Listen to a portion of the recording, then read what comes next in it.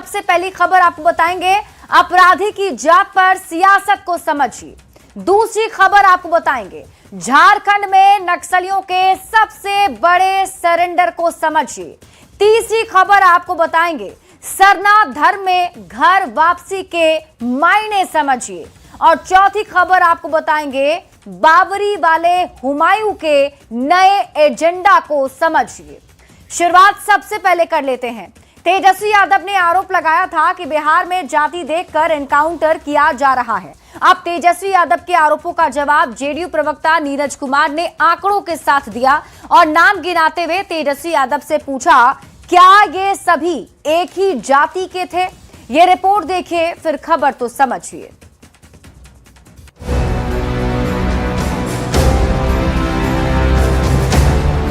कोई यदि पुलिस को चैलेंज करता है तो उसको 48 घंटे में जवाब देना है, ज्यादा लेट नहीं हो।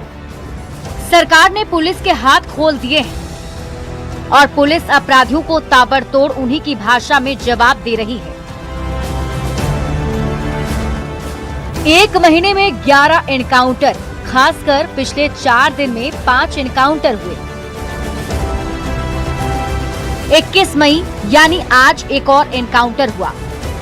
किशनगंज में कई कांडों में मोस्ट वांटेड अपराधी पवन कुमार उर्फ चिंटू पुलिस से भिड़ा, जिसका नतीजा हुआ कि पैर में गोली लगने के बाद सीधे अस्पताल के बिस्तर पर पहुंच गया।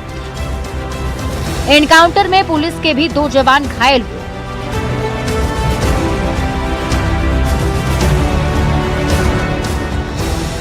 जैसे जैसे पुलिस ने अपराधियों को उनकी औकात बताना शुरू किया, सियासत भी उसी रफ्तार से तेज होती गई।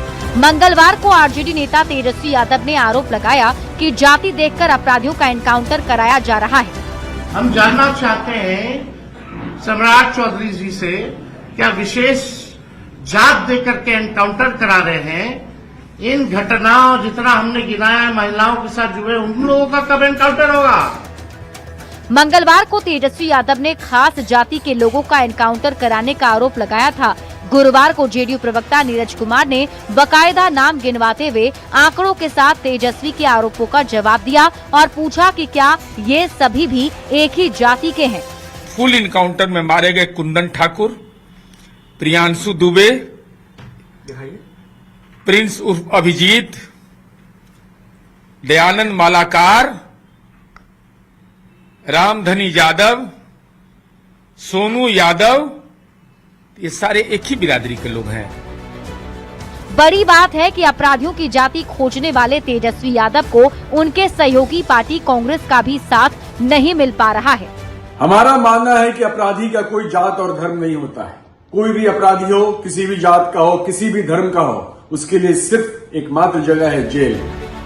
दूसरी ओर एक बार फिर भरे मंच से सीएम सम्राट चौधरी ने साफ कर दिया कि अपराधी किसी भी हाल में बचेंगे नहीं। कुछ लोग तो ये पूछ रहे हैं आजकल कि पुलिस इनकाउंटर यदि होता है तो उसमें जाति भी पूछना चाहिए।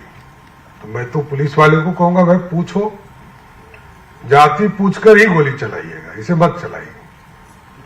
मतलब क्या कॉमन सेंस लोग यूज कर रहे हैं। मतलब ये कि एक ओर बिहार में एनकाउंटर जारी है तो दूसरी ओर सियासत। वैसे कांग्रेस नेता ऋषि मिश्रा के बयान के बाद यही लगता है कि इस मुद्दे पर तेजस्वी यादव अलग थलग पड़ते दिख रहे हैं।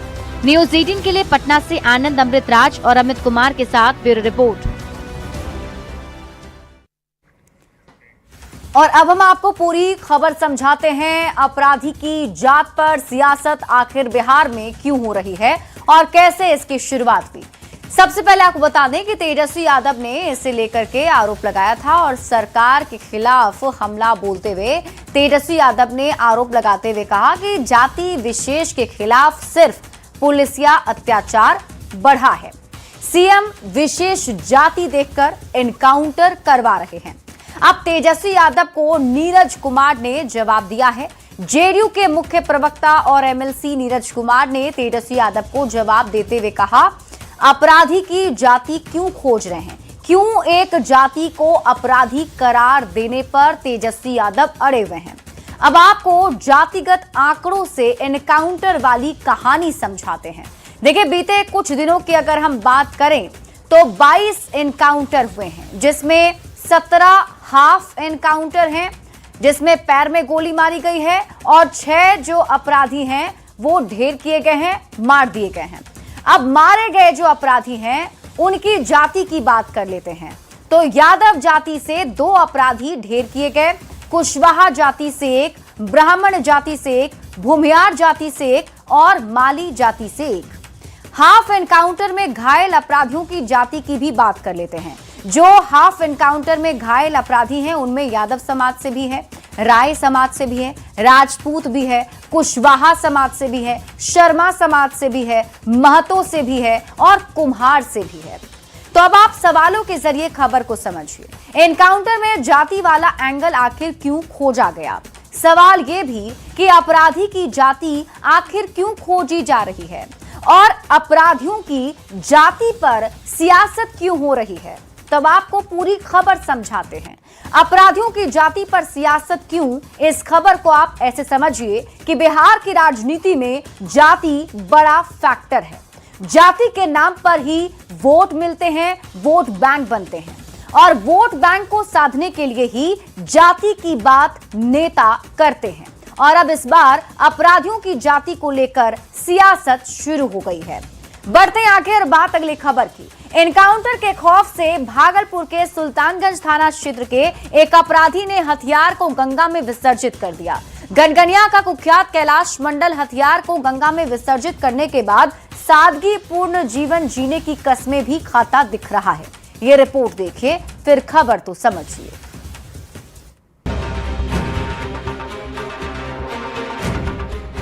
बिहार पुलिस आजकल पूरे एक्शन में है। यूपी की तरह बिहार के ऑपरेशन लंगड़ा की चर्चा चारों तरफ होने लगी है। एक महीने में 11 एनकाउंटर हुए और जितने एनकाउंटर हुए उससे ज्यादा संख्या में अपराधी अस्पताल के बिस्तर पर पड़े हैं, जिसका खौफ बदमाशों के चेहरे पर साफ साफ दिखने लगा है। अब एनकाउंटर के खौफ की एक तस्वीर देखिए, यह है भागलपुर के गनगनिया का कुख्यात कैलाश मंडल। वीडियो में कैलाश मंडल अपना हथियार गंगा में विसर्जित करता दिख रहा है। यही नहीं, कुख्यात कैलाश मंडल हथियार को गंगा में विसर्जित कर सादगीपूर्ण जीवन जीने की कस्में खा रहा है। मैं आज से ये हथियार जो है न कि गंगा में समर्पित कर रहा हूँ। आज दिन के बाद हथियार हाथ में नहीं लेंगे। लोग बताते हैं कि कैलाश मंडल पर हत्या, रंगदारी जैसे गंभीर मामले दर्ज हैं और कुछ ही दिनों पहले जेल से छूटकर बाहर निकला है। लेकिन एनकाउंटर का खौफ ऐसा कि इस कुख्यात अपराधी ने हथियार को गंगा मैया के हवाले कर सादगी वाला जीवन जीने की कस्में खाना शुरू कर दिया है। बीजेपी नेता और मंत्री दिलीप जायसवाल कहते हैं कि अपराधियों को अपराध से तौबा करना ही होगा, दूसरा कोई रास्ता नहीं। और ये माहौल अब बिहार में बनना शुरू हो गया है और जल्द ही इस तरह का माहौल बनेगा। जबकि जेडीयू प्रवक्ता नीरज कुमार ने तो यहां तक कह दिया कि सिर्फ हथियार छोड़ने से काम नहीं चलेगा, जो अपराध किया है उसकी सजा तो मिलेगी। आप सरेंडर करिए, अन्यथा कानून तो अपना काम करेगा और कानून में कोई अपराध छोड़ देने से आपको मरौवत नहीं मिलना है, वो कानून आपको मुकम्मल सजा देगा ही। बिहार सरकार ने पुलिस के हाथ खोल दिए और पुलिस वैसे ही एक्शन में आई, अपराधी औकात में आते दिख रहे हैं। न्यूज़ 18 के लिए पटना से आनंद अमृतराज और भागलपुर से विकास कुमार सिंह के साथ ब्यूरो रिपोर्ट। तो ये तस्वीरें बताती हैं कि बिहार में एनकाउंटर का खौफ अब अपराधियों में देखने को मिल रहा है। अब हम आपको पूरी खबर समझाते हैं, जिसमें अब आप समझिए बिहार में एनकाउंटर के खौफ वाली खबर आप समझिए। बीते 1 महीने की अगर हम बात करें तो 1 महीने के भीतर अब तक बिहार में लगातार कार्रवाई हो रही है और लगातार पुलिस की टीम अपराधियों को सीधे निशाना बना रही है। जहां भी अपराधी पुलिस को चुनौती दे रहे हैं तो पुलिस भी अपराधियों को उन्हीं की भाषा में जवाब दे रही है। अब आपको बताते हैं कि 1 महीने के भीतर अब तक 11 एनकाउंटर जो हैं वो हो चुके हैं और 4 दिन के भीतर 5 एनकाउंटर किए जा चुके हैं। मतलब जहां भी अपराधी ने गोली चलाई तो पुलिस की तरफ से भी गोली का जवाब गोली के जरिए ही दिया गया है। और ये ऑपरेशन लंगड़ा है जिसे चलाया जा रहा है और ऑपरेशन लंगड़ा के तहत अपराधियों के पैर में गोली मारी जा रही है। तो 1 महीने के भीतर 11 एनकाउंटर और 4 दिन के भीतर 5 एनकाउंटर अब तक हो चुके हैं। अब हम आपको बताते हैं 4 दिन में जो 5 एनकाउंटर हुए उसमें आप समझिए 18 मई को सिवान में एनकाउंटर किया गया, 18 मई की तारीख को ही पटना में भी एनकाउंटर किया गया है। और इसके बाद तारीख 19 मई की बात कर लेते हैं, पटना में पुलिस ने एनकाउंटर किया। फिर 20 मई की तारीख समस्तीपुर में पुलिस का एनकाउंटर चालू रहा। 21 मई को भी किशनगंज में पुलिस ने एनकाउंटर किया है। अब हाल के दिनों में कब कब एनकाउंटर हुए और किसका एनकाउंटर हुआ और क्यों हुआ, ये सब कुछ आपको बताते हैं। सबसे पहले बात कर लेते हैं 22 अप्रैल की। 22 अप्रैल को पटना में दिलीप कुमार का हाफ एनकाउंटर किया गया। दिलीप 20 लाख का जेवर लूटकांड का आरोपी है। 26 अप्रैल की तारीख को नवादा में मिंटू यादव के पैर में गोली मारी गई। अनिल मिस्त्री हत्याकांड का आरोपी है मिंटू यादव। 29 अप्रैल को भागलपुर में एनकाउंटर किया गया। एनकाउंटर में रामधनी यादव ढेर किया गया। रामधनी सुल्तानगंज नगर परिषद के ईओ हत्याकांड का मुख्य आरोपी था। इसके बाद 30 अप्रैल को सिवान में अपराधी छोटू यादव ढेर किया गया जो बीजेपी नेता के भांजे की हत्या मामले में आरोपी था। 3 मई को सिवान में अपराधी सोनू यादव ढेर किया गया। बीजेपी नेता के रिश्तेदार पर फायरिंग का इस पर मामला था। 13 मई को बेटा में शूटर विदेशी राय का हाफ एनकाउंटर किया गया। जमीन कारोबारी अंजनी सिंह हत्याकांड का ये आरोपी है। इसके बाद 18 मई को सिवान में अंकित कुमार सिंह के पैर में गोली लगी। मैरवा में ज्वेलरी लूटकांड में यह शामिल था। 18 मई की तारीख को ही पटना में अपराधी संदीप उर्फ बादल घायल किया गया जो शिक्षक को गोली मारने का आरोपी है। 19 मई को पटना में नीतीश कुमार का हाफ एनकाउंटर हुआ। कैश वैन से 27 लाख की लूट मामले में शामिल था। 20 मई को समस्तीपुर में अपराधी प्रिंस खान के पैर में गोली लगी। कई लूटकांड का ये आरोपी है। फिर 21 मई को किशनगंज में पवन कुमार उर्फ चिंटू को घायल किया गया जो हत्या लूट जैसे कई मामलों में आरोपी है। तो बिहार में एनकाउंटर के खौफ वाली खबर को आप समझिए। देखिए बदमाशों के भीतर खौफ बढ़ता चला जा रहा है और बदमाश अब ये समझ चुके हैं कि अगर वो पुलिस को चुनौती देते हैं तो इसका जवाब भी गोली से उन्हें मिलेगा और ऐसे में उनकी जान भी जा सकती है, ढेर किए जा सकते हैं। तो बदमाशों को 48 घंटे के अंदर जवाब देने का निर्देश दे दिया गया है। क्योंकि सीएम सम्राट ने पुलिस के हाथ खोल दिए हैं तो ऐसे में पुलिस की तरफ से जवाब दिया जा रहा है। तो पुलिस अपराधियों को उनकी भाषा में जवाब देने लगी है। गोली का जवाब गोली से दिया जाने लगा है। ताबड़तोड़ एनकाउंटर ने अपराधियों की नींद उड़ा दी है और अब बिहार के अपराधी पुलिस से खौफ खाने लगे हैं। कैलाश मंडल का जो वीडियो है पुलिस के डर को बता रहा है। बढ़ते हैं आगे और बात अगली खबर की। झारखंड में लाल आतंक अंतिम सांस गिन रहा है और गुरुवार को एक साथ 27 नक्सलियों के सरेंडर ने नक्सलवाद के ताबूत में आखिरी कील भी ठोक दी। आधुनिक हथियार के साथ सरेंडर करने वाले नक्सली मुख्यधारा में शामिल हुए। ऑपरेशन नवजीवन के तहत सरेंडर करने पर पुलिस की ओर से बेहतर जीवन में मदद का भरोसा मिला।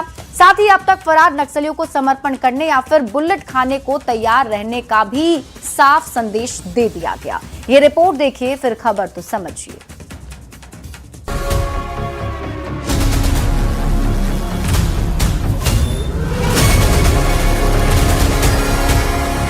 रांची का पुलिस मुख्यालय, पुलिस अधिकारियों के साथ जवानों की मौजूदगी और एक एक कर मंच पर आते नक्सली। लाल आतंक के ये वो मोहरे हैं जिनके दम पर नक्सलियों के शीर्ष नेता सुरक्षा बल के साथ सरकार से दो दो हाथ करते थे। लेकिन सरकार की सफल सरेंडर नीति का ये नतीजा है कि कभी आतंक का दूसरा नाम रहे नक्सली अब हिंसा का रास्ता छोड़कर समाज की मुख्यधारा में शामिल हुए। ऑपरेशन नवजीवन के तहत सरेंडर करने वालों में 25 नक्सली और 2 उग्रवादी शामिल रहे।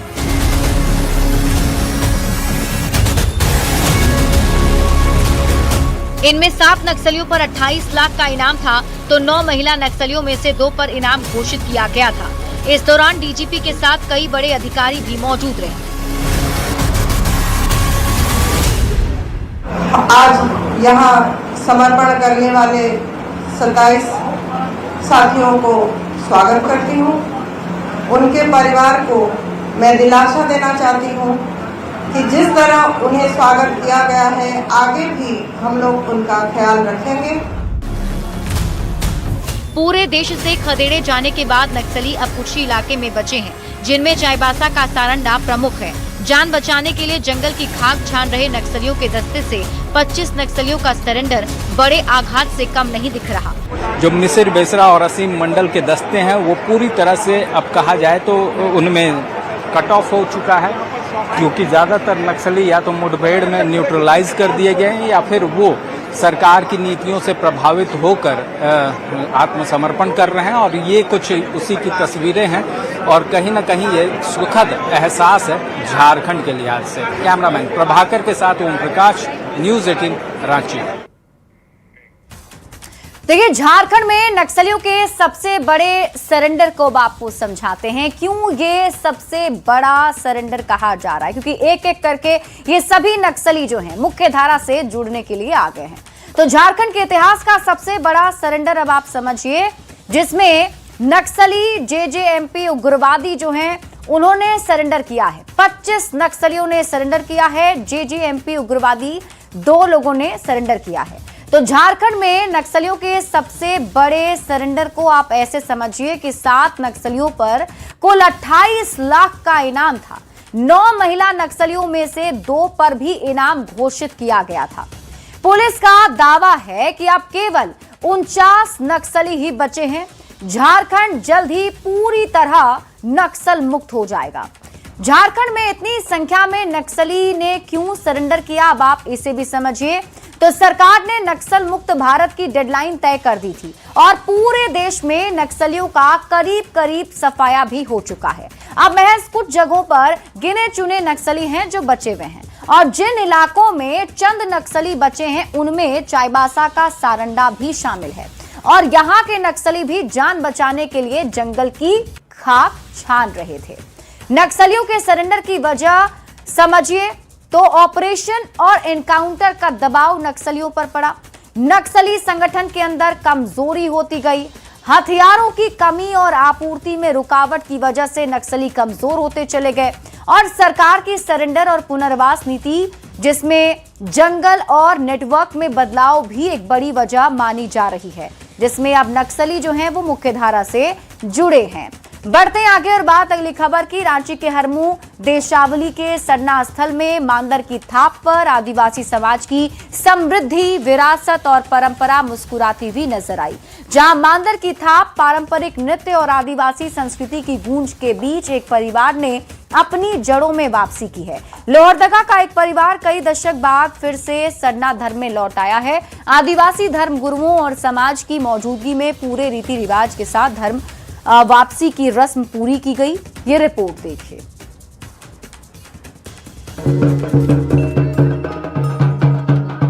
लोहरदगा के रहने वाले बबलू प्रकाश कुजूर ने अपनी पत्नी और 3 बेटों के साथ सरना धर्म में वापसी की। धर्म गुरुओं की मौजूदगी में सरना स्थल पर पूजा अर्चना हुई, पारंपरिक विधि विधान निभाए गए और समाज के लोगों ने परिवार का स्वागत किया। वो हमेशा से सपना आते रहता था, इस चलते। तो आप लोग आदिवासी धर्म से कहाँ चले गए थे? क्रिश्चियन में। क्रिश्चियन में। तो कब ईसाई धर्म अपनाए थे आप लोग? वो आजा पर ज्यादा सब हम लोग भी सरना क्रिश्चियन में ही शादी हो गया। तो वापस अपने धर्म में आए हैं अब? हाँ, अब वापस आ रहे हैं हम लोग अपना सरना में। तो क्या लगा कि वापस अपने धर्म में आना चाहिए, प्रकृति की फिर ज्यादा करीब, जो आप लोग हट गए थे वापस करीब आए आप लोग? हाँ, करीब। इस मौके पर मौजूद लोगों का कहना था कि सरना सिर्फ धर्म नहीं बल्कि आदिवासी समाज की संस्कृति, परंपरा और प्रकृति से जुड़ी पहचान है। यही वजह है कि अब समाज अपनी जड़ों और विरासत को बचाने के लिए एकजुट होता नजर आ रहा है। पूरा समाज इकट्ठा हुआ है और समाज जो इकट्ठा होता है तो समाज को साक्षी मानकर, प्रकृति को अपने करीब पाकर, प्रकृति को साक्षी मानकर जो है आदिवासी समाज में शामिल होने की जो परंपरा होती है उसका पालन किया जा रहा है। संजय कुमार सिन्हा, न्यूज़ 18 रांची। और अब हम आपको पूरी खबर समझाते हैं, आप इस खबर को समझिए। देखिए, झारखंड आदिवासी बहुल राज्य है और झारखंड के लोग काफी सीधे साधे होते हैं।